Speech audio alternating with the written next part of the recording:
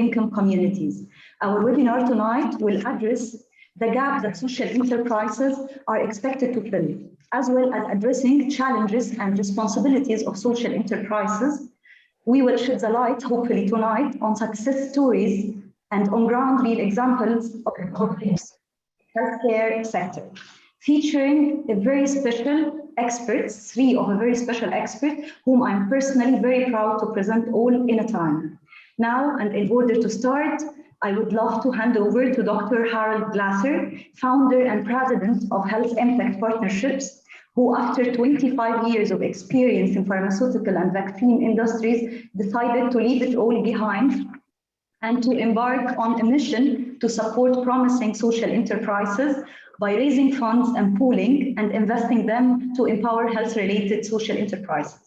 Dr. Harold will be covering an elaborative overview on health-related social enterprises in general, focusing on challenges and obstacles facing those social enterprises. Over to you, Dr. Harold. It's a pleasure. Oh, thank you so much, Dina. Let me share my screen, and that's the presentation. Okay, if I may add to all participants, please, whenever you have a question or comment, you can write it down on the chat, and then we will ask you to present it yourself, or we will ask it directly in the question and answer section by the end of the session. Thank you. Great. So thank you again, Dina, for the kind introduction. And thank you to Dr. Ani and the Gerhard Center for inviting me to participate in today's webinar. It's really a pleasure to be here, and I hope everyone is well on the call. So to begin, I would just add a few brief comments on my background and Health Impact Partnership. And I'll put up here our mission. I worked as an attorney and compliance officer, as Dina referenced, in the pharmaceutical and vaccine industry for many years. And during that time, I had the opportunity to provide pro bono legal support to social enterprises in healthcare. I was struck by how some of those organizations were improving healthcare access in low-income communities, not as charities, but as sustainable businesses. And I felt that these organizations needed a better form of support than short-term grant-based philanthropy was providing them.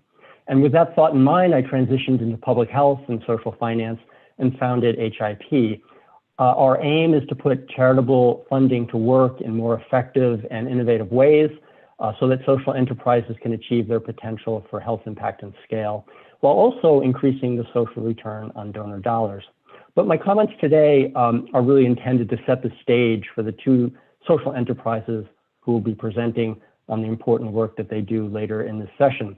I'd like to provide some context on the role that social enterprises play in filling the access gap in healthcare in low-income communities and the special challenges that SEs face financing those endeavors. So to start out, it's helpful to start a discussion on social enterprises by asking the question, what distinguishes a social enterprise from a typical for or nonprofit organization? The term is used to describe a wide variety of organizations, yet there seems little consensus on how to define the term. For example, some argue that for-profit companies are social enterprises, excuse me, simply because they may be located in a developing country, or because the products or services that they sell provide a significant social benefit. If we take pharmaceutical companies as an example, what the pharma companies do, they do very well. In many cases, they're model corporate citizens with high marks on environmental, social, and governance practices. The COVID vaccines are only the most recent and dramatic example of how their products provide significant benefits to society. However, we also know that these companies generally fail to provide sufficient access to their medicines, and certainly in the case of vaccines, have failed to provide equitable, simultaneous access in all countries. It seems that the pharma business model, while often benefiting society, is not driven by social impact, at least when significant profits may be at stake. Excuse me.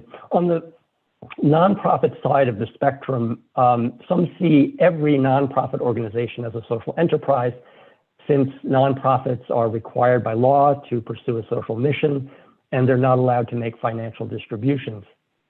But consider, excuse me, a nonprofit organization that directly provides healthcare to low-income communities, but funds its activities exclusively through charitable donations or development aid. It certainly can check the box for having a central social mission.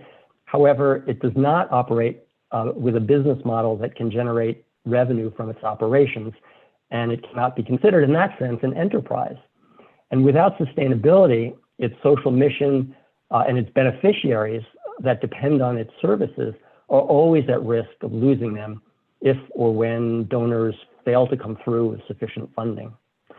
But the type of social enterprise we'll be focusing on today can be either for or nonprofit, but in all cases, it puts social mission at the center of a business model and pursues market-oriented revenue and profit-generating activities to advance or support that mission.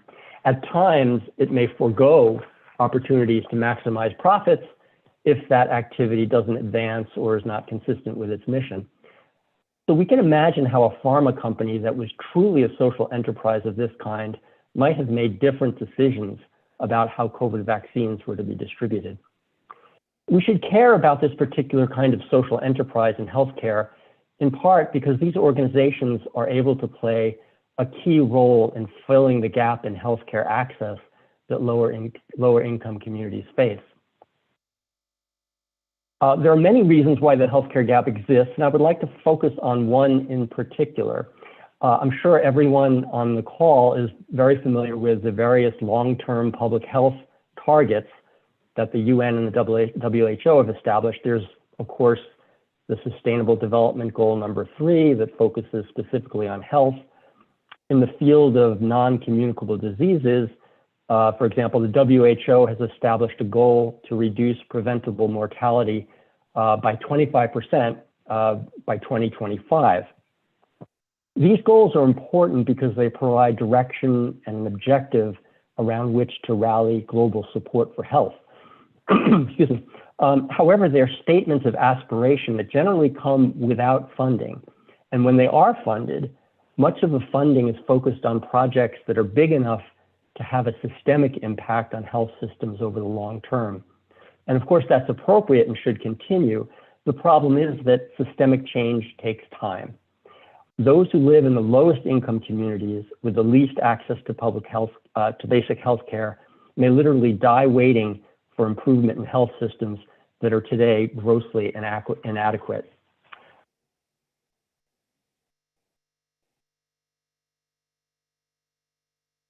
And I want to point out, here's just a couple of selected statistics to show you just how wide the healthcare access gap is in some selected geographies. And I've just pulled out from the World Bank database some statistics for number of physicians per 1,000 population, infant mortality under 5 years per 1,000 live births, et cetera. And you'll see the wide disparity certainly with sub-Saharan Africa having sort of the highest gap, you might say, compared to the advanced, I should say the higher economic income countries of France's US that I've selected here. But these are just sort of to give you a sense of how far is still, how much distance still needs to be traveled. Fortunately, private sector social enterprises who are leading the kind of private sector social entrepreneurs who are leading the kind of social enterprises I mentioned earlier are not waiting to address these healthcare access gaps that currently exist. The best of these, and we'll hear from 2 of them during our webinar, are well positioned to have an immediate impact. They're closely connected to the communities they serve and understand the gaps in care. They've developed business models adapted to local culture and challenges. Their models work with public health systems as they exist today, while adding resources that help strengthen those systems. And because they have business models that can generate revenue, they have a much better chance of sustaining over the long term the health impacts that they do achieve for their customer and patients. What these social enterprises lack is reliable financing to achieve their potential for scale and health impact, which brings me to the final gap I'd like to speak about, the financing gap for social enterprises at the base of the income pyramid. Here on this slide, you'll see that what these, well, as I hinted earlier, to run a social enterprise in a low-income community is essentially to voluntarily take on greater financial challenge and risk for the goal of achieving greater social impact. Serving low-income communities and customers naturally puts constraints on margins and the ability to generate revenue to fund operations and access sources of growth capital. As this slide explains, if you're a small or medium-sized social enterprise, even with a proven model of providing care in low-income communities, many of the usual sources of funding are either unavailable or inadequate. And here I've listed a few of the typical sources you look for funds: charitable giving and grants, microfinance, commercial bank lending, private equity, or venture capital. Each of these is either somehow not meeting the needs of social enterprises or completely unavailable. A few of the obstacles in philanthropy and impact investing are particularly worth noting, given how important those sources of funding are for social enterprise. And I'd like to touch on a few of those. Impact investing is often held out as an opportunity for investors to achieve both market rate financial returns and social impact. However, in reality, it's usually impossible to fulfill both of those goals in the same investment. The factors that will cause any business to grow slowly will also cause a social business to grow slowly, or for that matter, fail just as quickly if circumstances dictate. Experienced fund managers know this, and to attract investors in the competitive impact fund marketplace, they may pass over healthcare social enterprises working at the base of the income pyramid. Instead, they may seek to invest upmarket in organizations in developing countries that target middle or higher income customers, where higher margins bring better prospects for profit and more rapid growth. This misalignment of expectations, though, is more than a matter of financial product hype. It's also reflective, I believe, of a bias towards profit maximization that's embedded in our fundamental attitudes towards economic activity. Investment return expectations are obviously closely linked to an investor's financial needs, but also to an investor's values. Investors' decisions do have social impact. Our inability to answer the question, how much is enough when it comes to profits, with anything but the answer, as much as possible, too often results in investment decisions that impede the kind of progress that social enterprises would be able to achieve if they had sufficient levels of financial support.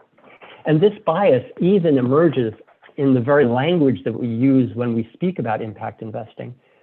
We call lower rates of financial return from social enterprises, concessionary, as if ceding economic return to achieve a social benefit is considered a sacrifice outside the norm. Yet we won't hear a market rate investment described as being less than optimal because it only offers a concessionary rate of social return on investment. So it's even in the language, I believe, that we use to describe impact investing. And philanthropy also presents its own set of obstacles. Even though philanthropic funds are ideal for supporting programs that serve those with lowest incomes, corporate and private foundations and NGOs are often extremely uncomfortable with the idea of using philanthropic funds to support for-profit enterprises, even where it's clear that those enterprises serve communities that otherwise have fewer or no options. Nonprofits certainly must follow laws under which they're governed to preserve their tax-exempt status. But when the laws provide ways for nonprofits to use their funds for mission first or program-related investing in for-profit social enterprises, more of them should take advantage of that opportunity. Finally, philanthropic funding in the form of grants often come with strings attached, programmatic restrictions, short-term impact reporting obligations that make it an impractical form of financial assistance for a management team that's trying to operate and grow a social enterprise as a business. So I'd like to suggest today is that there's in this slide that describes a social capital funding spectrum, that we need to find ways to adjust the two leading funding paradigms of philanthropy on the left and market rate impact investing on the right to better meet the needs of social enterprises. Philanthropy can do more by moving beyond short-term grant making and infusions of charity and providing risk capital to for-profit social enterprises. Longer-term, more flexible funding that addresses the actual funding needs of social enterprises as operating businesses, including overhead, will go a long way to breaking the boom and bust cycle of grant making. At the same time, private sector investors who are truly interested in having a social impact at the base of the income pyramid, where the immediate needs are greatest, will need to adjust their investment time horizons and their expectations of financial return. They should consider new types of social financing vehicles that better tie funding and repayment to achievement of social objectives and revenue generation constraints that SEs face in low-income settings. But social enterprises themselves also have important responsibility as well as challenges. They must have a realistic sense of their organizational capacity and the opportunities for growth, and creatively consider potential sources of income generating activity to ensure sustainability, but without losing sight of their social mission. As social enterprises in the business of healthcare, their success is largely measured by health outputs and outcomes that they achieve, and they must be prepared to monitor and report on those metrics to their financial supporters. All of these things that are listed on this slide, all these elements and these challenges, obviously apply to almost all companies that do business, but I think the challenges are especially acute for social enterprises at the base of the income pyramid.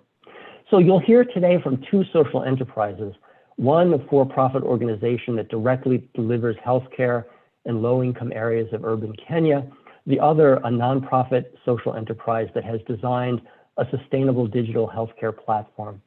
Both are pursuing promising social enterprise models for healthcare for those with least access, and each are finding ways to creatively address all of these challenges.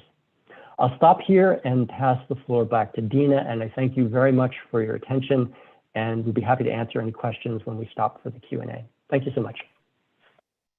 Thank you, Dr. Harold.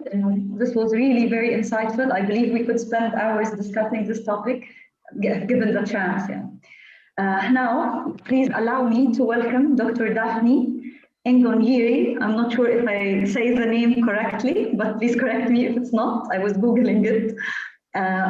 She's an inspiring physician and expert in healthcare management and policy, whose passion for supporting low-income communities in her homeland powered her, as well as her experience in clinical quality and using data analytics as means to this end, has led her to become the CEO of Access Afya, providing affordable quality healthcare to low-income community.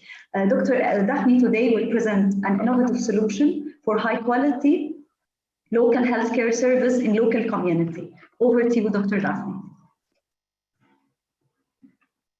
Thank you, Dina. I'm just going to go ahead and share my screen. Good morning, good afternoon, good evening from wherever you're joining.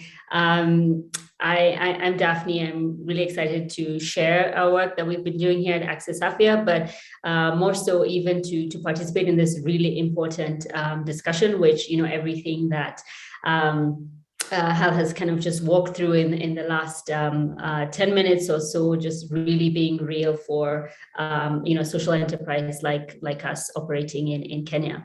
So I'll just jump right into it. Access Afya is a social enterprise, and what we've designed is a model for primary healthcare that serves the needs of the local healthcare market, and that has been built for scale.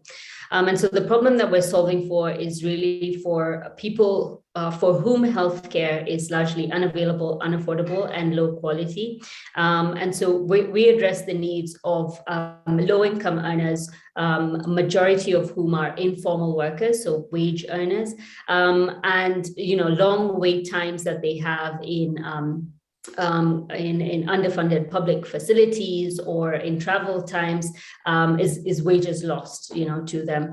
And where the care is available and is of good quality global standard, is out of reach for them financially. It costs up to 8 times the daily wage of a low-income earner. And where it's both available and affordable, and then the options are not ideal. So we have in Nairobi, we have a challenge with informal and unlicensed, unregulated facilities, and that accounts in Nairobi for 34% of the clinics that one might come across. And the public sector side have had chronic underfunding that leads to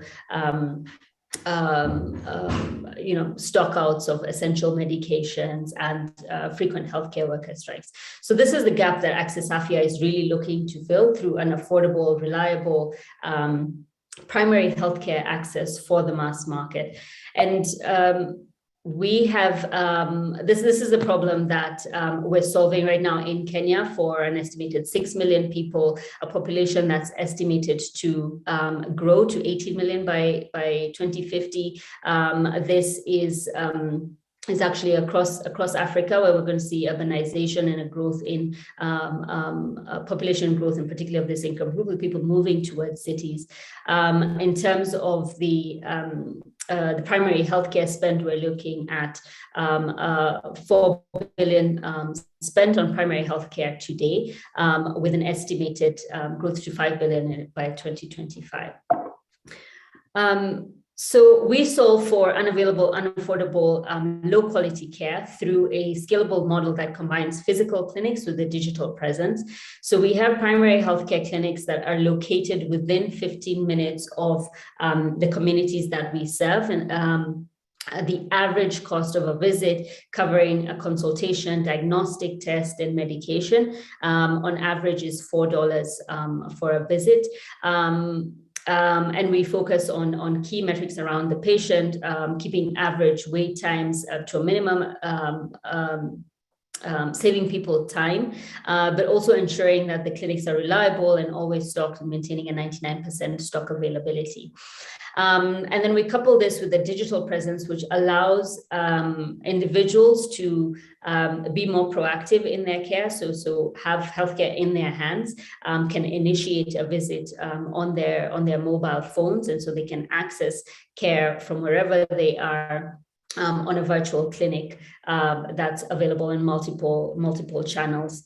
And so underlying our model really is the, looking at the patient, kind of a care pathway, and ensuring that we have data points through that data pathway. And so just really leveraging technology to be able to guide a patient from their first initial screening, whether you took it on your phone or whether a community health worker guided you to do that, linking you to a primary care clinic nearby, next to you in your neighborhood, where you can conveniently get medications or diagnostic follow-up care. As well, to know how you're doing, and making sure that people in primary care have received what they needed, that they're feeling better. And as primary care providers, we're solving, the problem that we need to, which is gatekeeping and keeping, identifying and treating the most common conditions and triaging upwards those that need higher levels of care, creating efficiency in the healthcare system. So the way that we do this is first through standardization of quality of processes, and then the digitization of this information, and also coupling this with custom technology that we have built for patient management and for quality management, and coupled with off-the-shelf technology for electronic medical records and inventory management, as well as decision support tools for clinicians. And so then we take this business format that's standardized and digitized, and train healthcare workers that enable us to scale the model across the country. Just give me a second. So really, we have differentiated, Access Afya on quality and affordability. So really solving the affordability problem 2 to 8 times less expensive than alternatives that are on a similar quality level, and then increasing the scope of services that we can provide, and obviously the reliability against informal, unlicensed providers.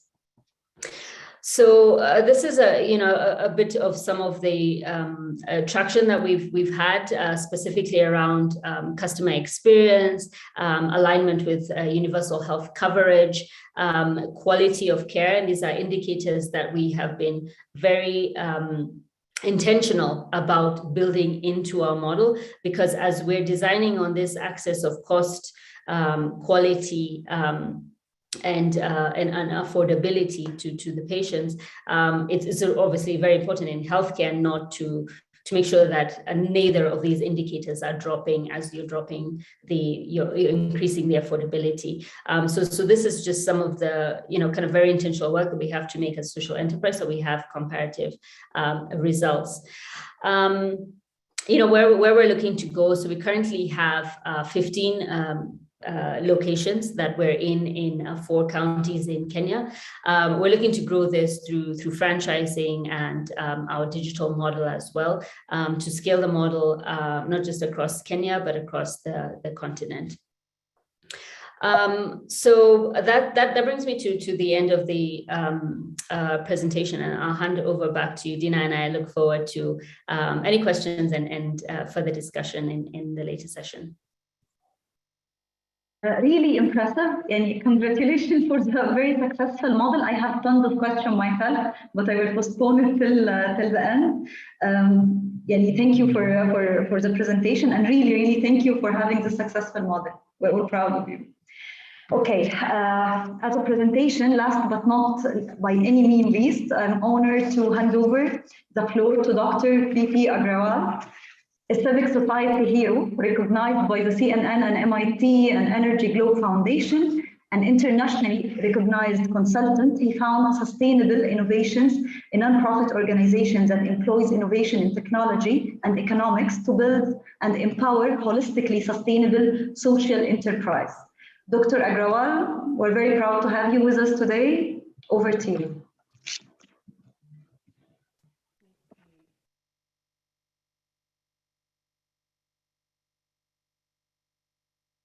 Okay, guys, I'm V.P. Agrawal. We are based here in Fairfax, Virginia, US. Came to the US 50 years back.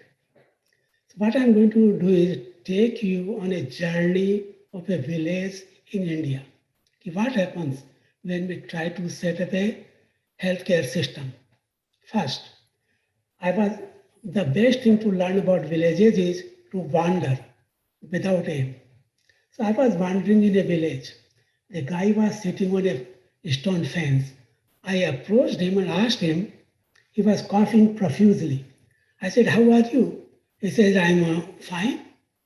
And the guy had acute asthma. Even then, he thought that he's okay, because people have accepted diseases as normal aging process. That's normal. So this is the kind of environment we offer. The second is, we go to a primary health center.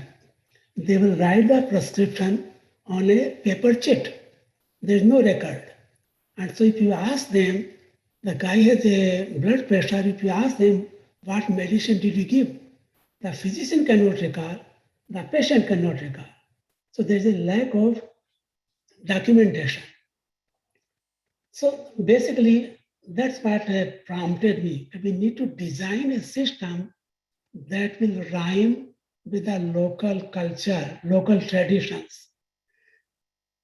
And these things my colleagues have already talked to you, but I'm going to focus on sustainability in terms of culture. And the one thing I learned very quickly by wandering the villages is there are 4 hindrances. Trust deficit.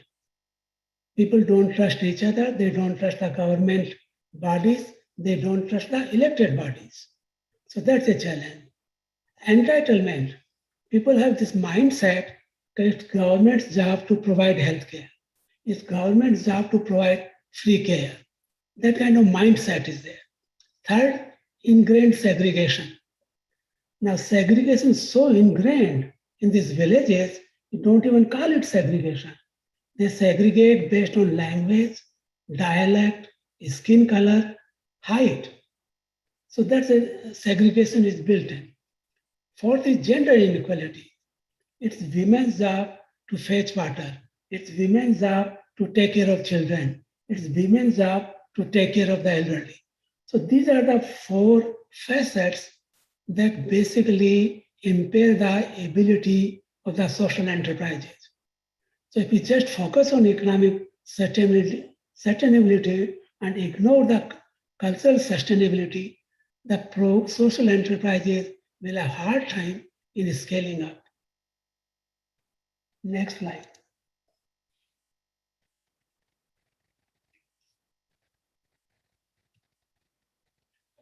So based on these requirements from villages, I came back and said, gee, what should we do? So our aim became we need to develop an enterprise that is systemically sustainable.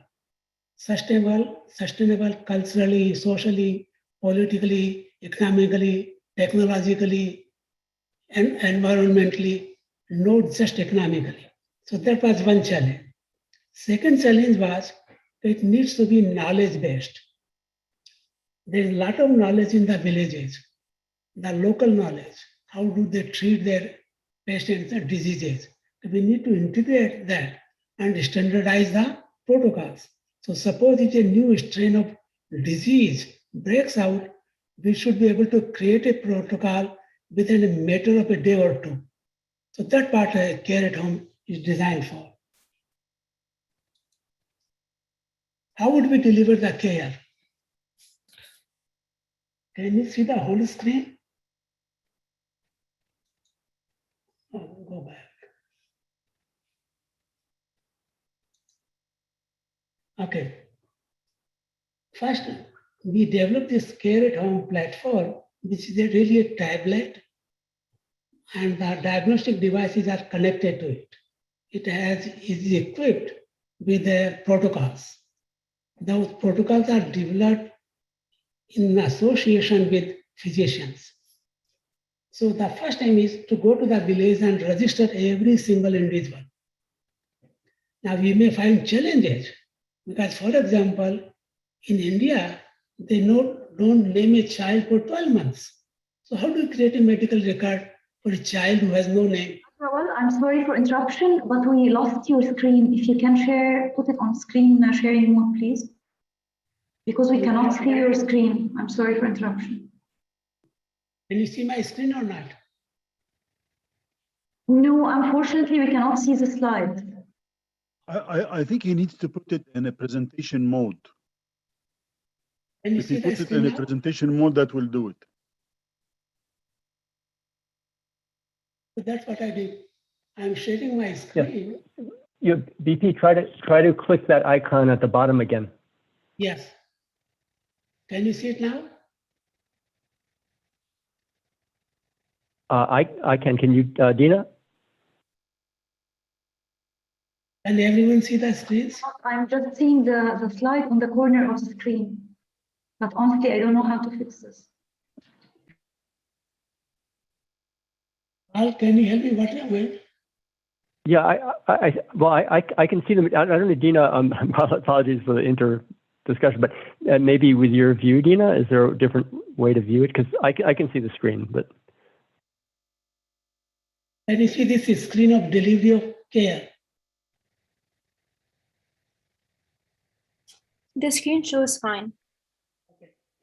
The first time is to register every single individual in the village. And then we create a medical card that hand over to every individual. It has a medical record number that is as secure as a credit card number. Then the health worker, and we really don't use the term worker because in villages, the term worker is considered devoid of dignity. So we came up with names that rhyme with the local culture. Anyway, they will go house to house and they know everyone in the village. So they will sit down at the privacy of the house and capture the symptoms.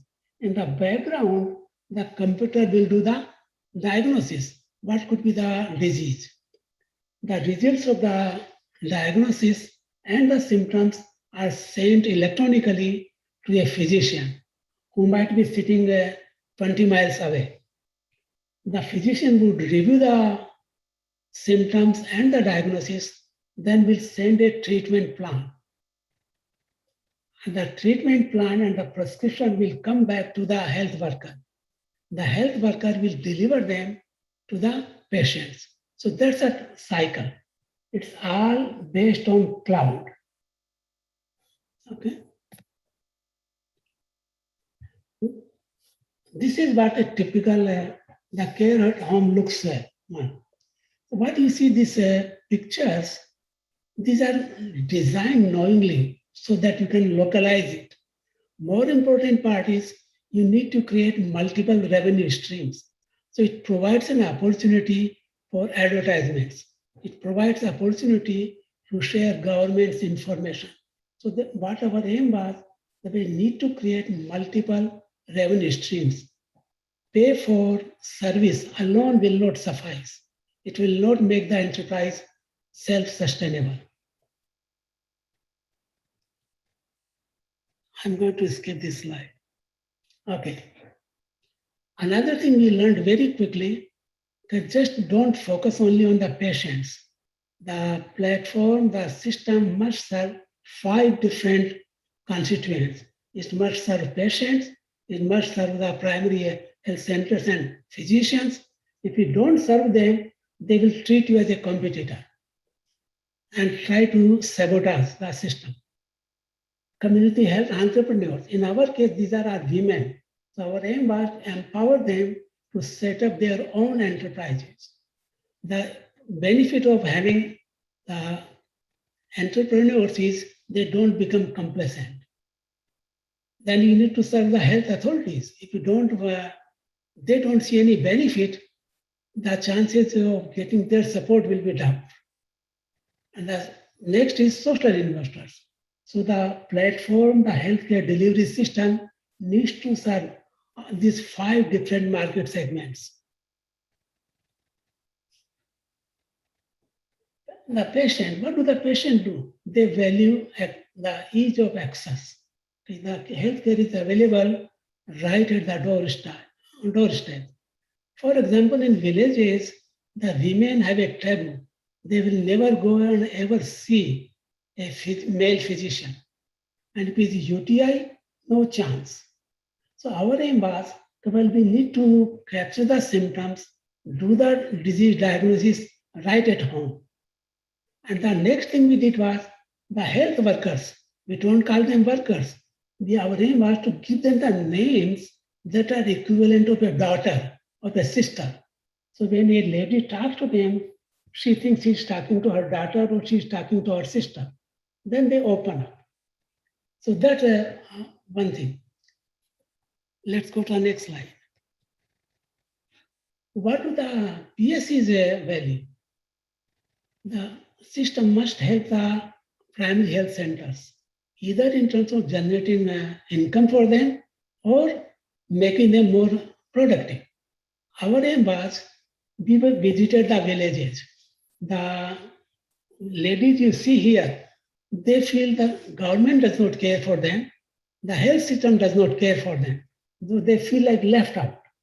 Our aim was, let's make them heroes. And there are ways you can make them heroes. So they will shine in the eyes of the government. So you need to do everything possible to make them champions. Okay, next slide. Another thing we found was that local women, our aim was that we need to create these enterprises which are owned by local women. Because if they are owned by the women as opposed to being employees, they won't become complacent. That will incentive. Now, one of the things I learned very quickly was we were conducting a training. And one constant thing that kept coming up was, wow, someone believes in us. So that's the kind of recognition they are looking for. Not to treat them as simply housewives, treat them as individuals which have a lot to contribute.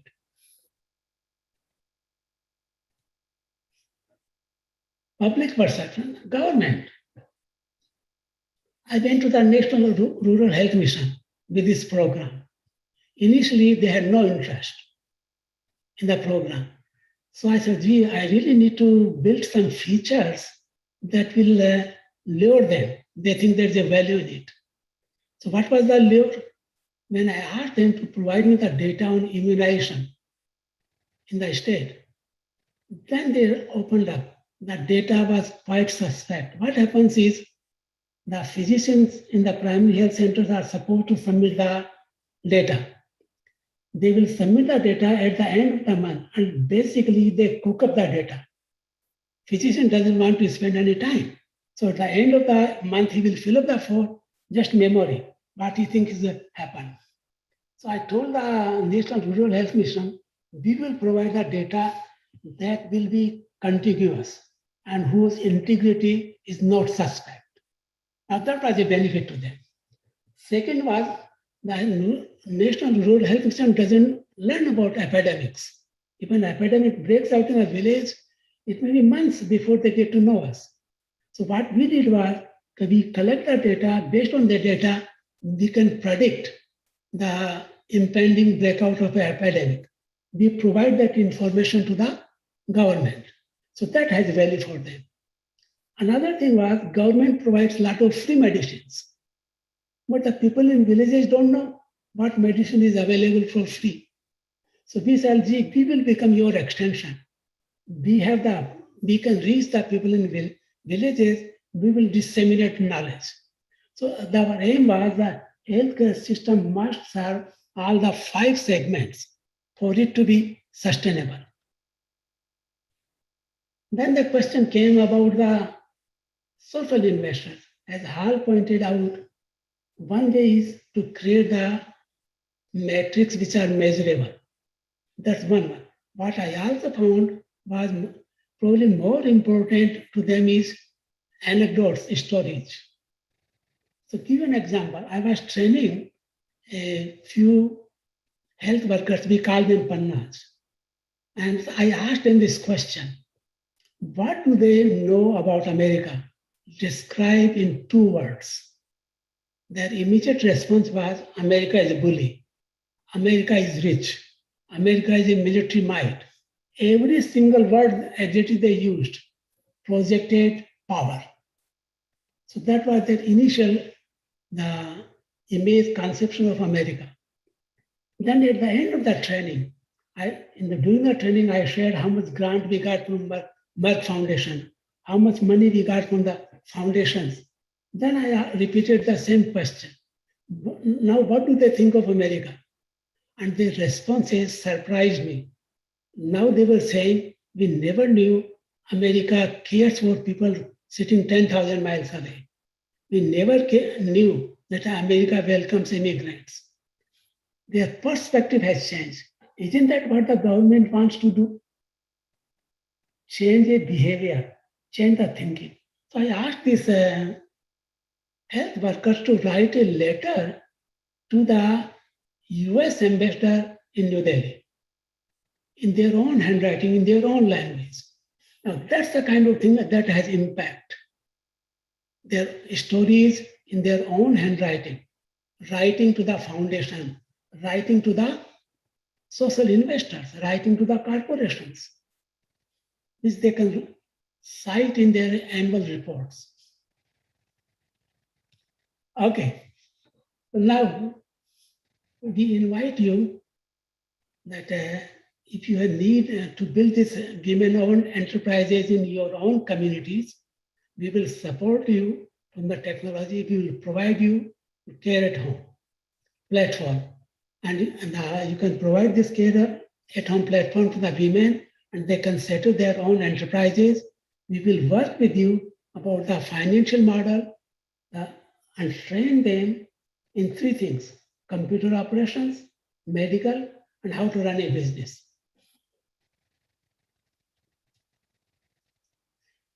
Finally, I really appreciate the opportunity to share.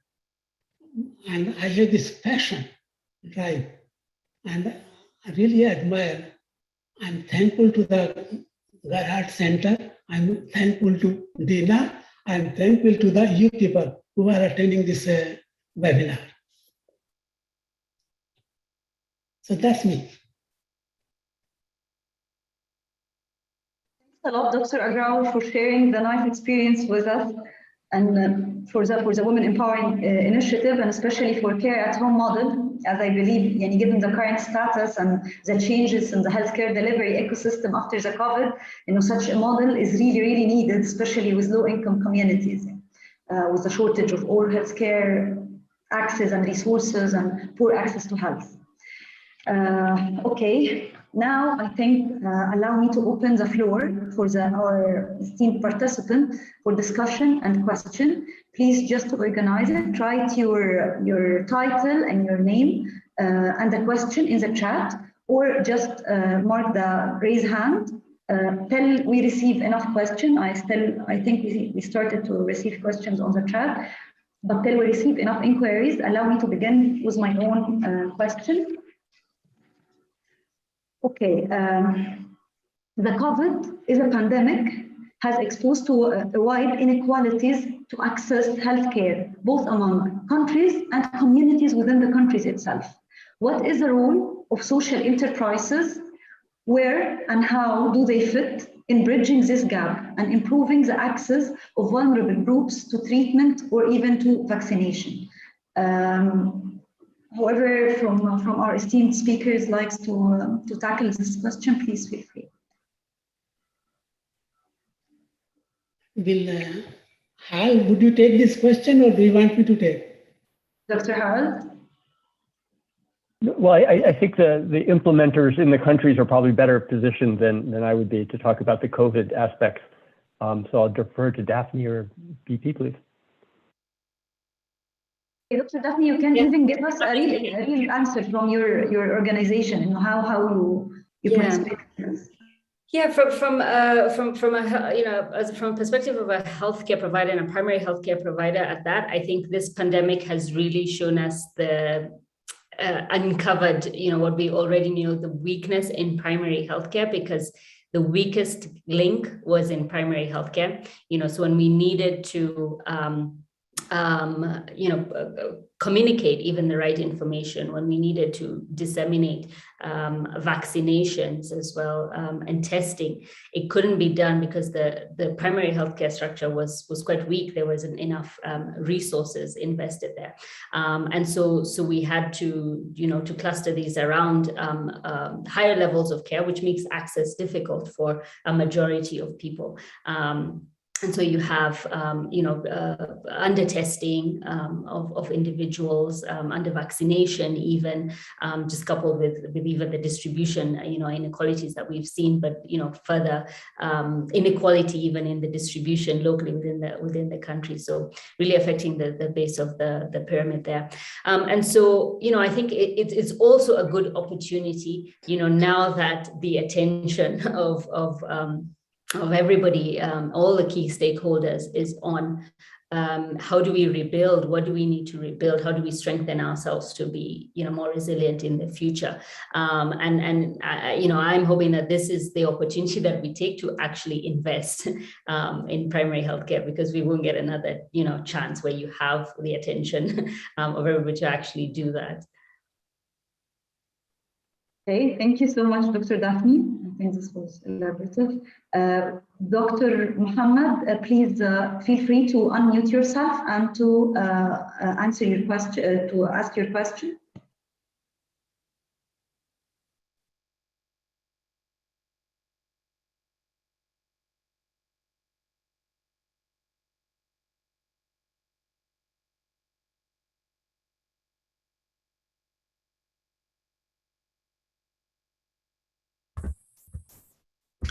Hello, is my voice clear?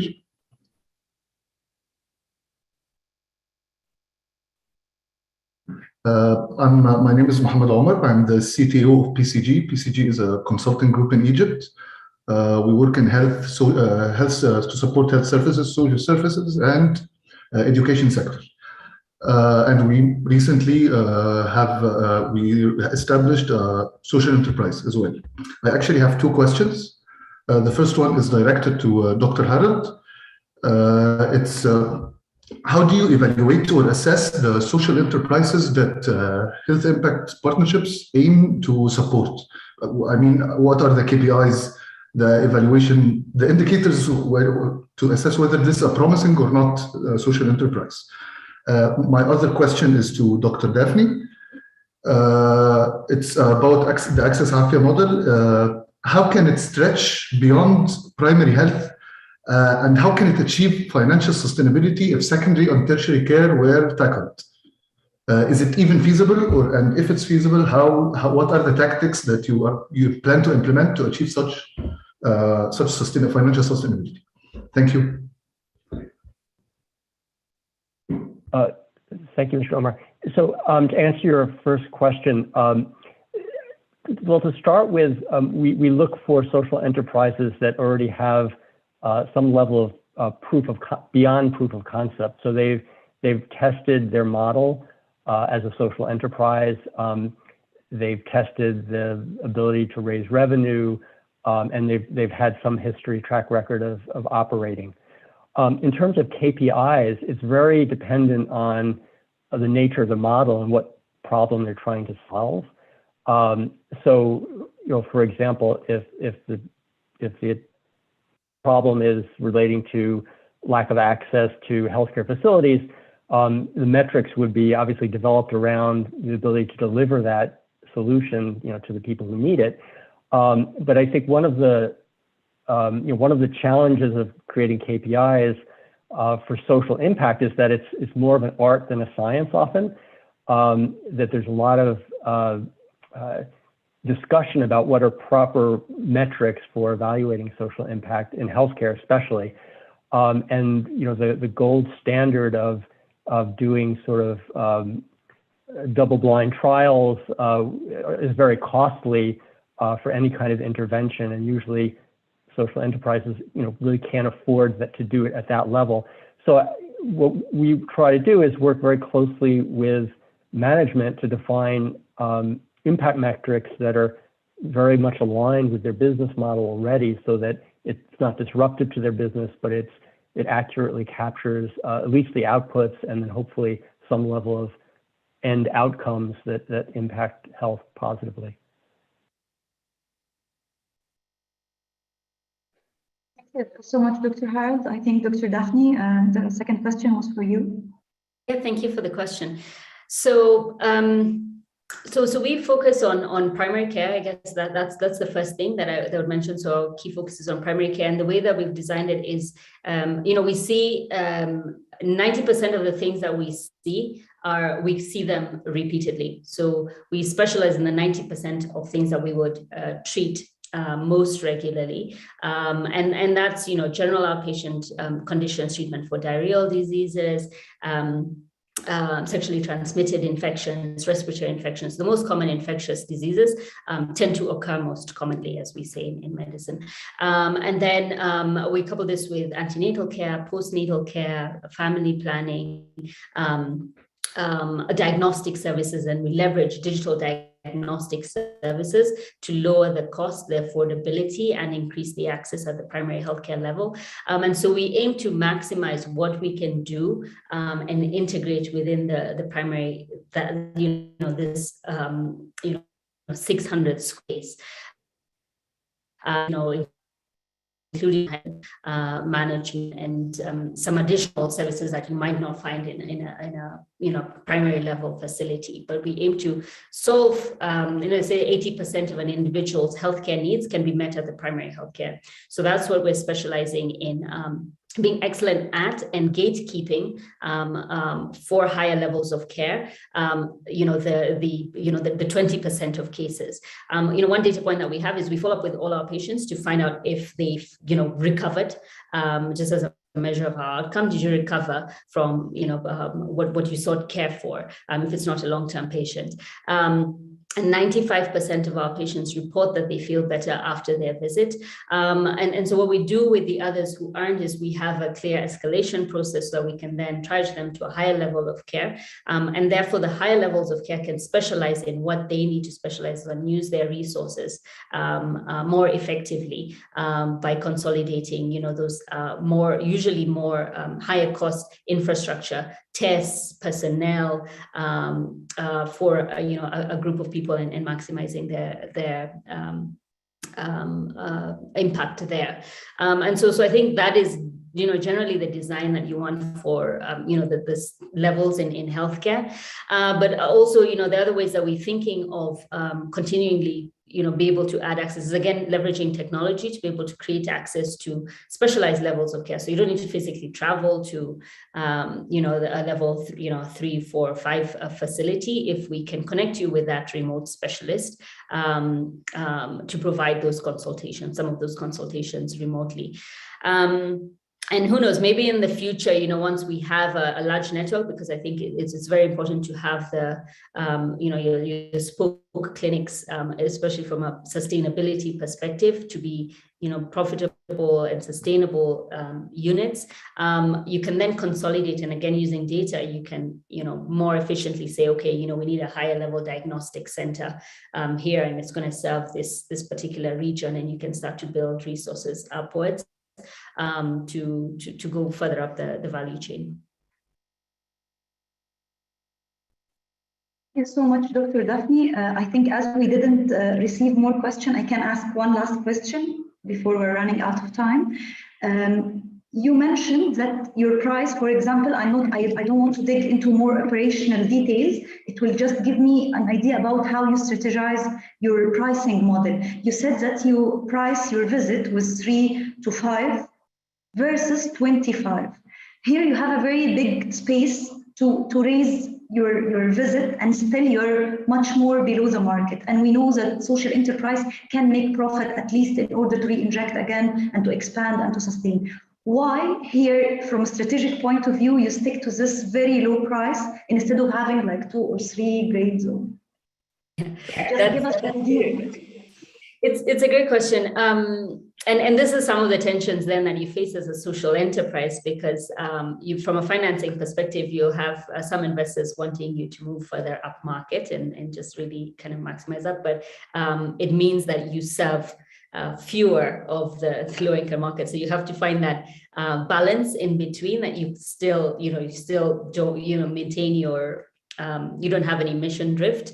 And those are, kind of the tension. So our model can serve up to 2 times the, kind of the poverty line. And what we try to aim to do is just, kind of create a balance, and from that, and we focus really on the base of the pyramid. And it's one of the challenges that we're going to, kind of continue to face as we figure out the financing and a sustainable financing model that will allow us to serve our social mission, but also, kind of thrive also as a company.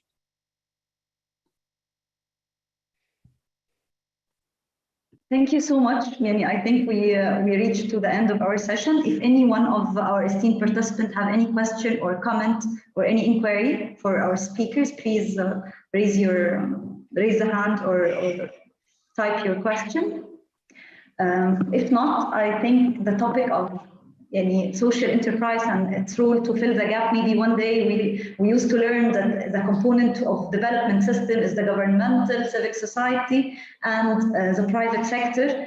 I think so soon the social enterprises model will have it's like the quarter of the development system, especially in low-income community. Thank you so much all for your presence with us and for your fruitful contribution. Looking forward for more of these sessions. I think we need it to shed the light more on the social enterprise and its role. Just to announce, on November 29th, John Gerhardt Center will have another very interesting session about adventure finance, how to create a funding journey that blend profit and purpose. Thank you so much for your presence and looking forward to have you all in our next series. Thank you.